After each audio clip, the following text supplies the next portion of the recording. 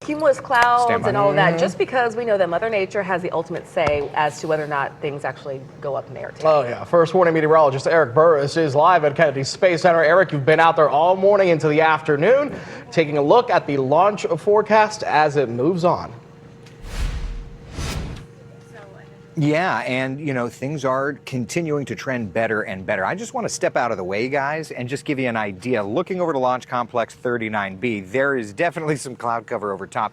And the reason that the clouds are so important, it's not just because we want to have a view of this thing going up, but it's because if you get the right atmosphere, as the spacecraft accelerates up and up and up, it actually could generate static electricity. And we have historically seen that could trigger a lightning strike. And in the past, that's even destroyed a rocket. So certainly you don't want to do that. You live off the lessons learned, and thus that is now a launch constraint. So I wanted to show you some of the launch constraints that we have. Okay, the first thing, do not launch during extreme solar activity. Happy to say that that is not the case whatsoever. You don't launch if peak winds exceed a range from 33 to about 45 miles an hour. And you don't launch, and this is the big one, if the flight path is within 10 nautical miles of a certain cumulus clouds. Of course, remember, it's going to go up into the atmosphere pretty quickly. So you're really just working around a 10-mile span around the launch pad. Now, looking at live wind data, there are 3 500-foot towers around Artemis 2's rocket, and we get the data from that. And on the right side, those are the surface winds. That's, believe it or not, Megan Moriarty, Christina Watkins, Michelle Imperato, believe it or not, that has actually come down a little bit, 5 to 10 miles an hour, and it's only gusting at the 457-foot level at 15 miles an hour. So things have calmed down in the last hour or so. That's great news for sure. The clouds, while still around, notice are clearing little bit by little bit from east to west, from the right side to the left side. We're seeing fewer and fewer clouds. That is excellent news. The models have hinted at that. Let's just hope that that trend continues, looking toward that 6 p.m. 6:24 launch window opening up.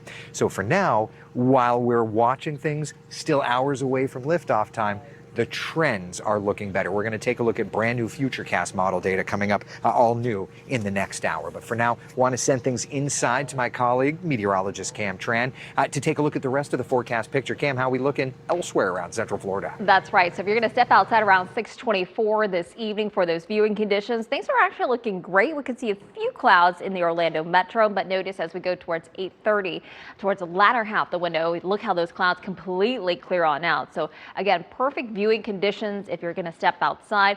But if you're hoping to step outside, a few of those clouds could obstruct that view the farther west you are, because we're seeing an onshore wind, so some of those clouds will push farther west by the time we get to 6:30 tonight. So in terms of how long it's going to take to see that rocket after the launch, it's going to be 20 seconds or less for the Orlando metro on eastward the farther west you go, especially out towards Lake County, Sumter County, and even Marion counties. It's going to take about roughly 30 seconds, and then towards the I-75 corridor westward about 40 seconds after that launch goes off for you to actually see that rocket in the sky.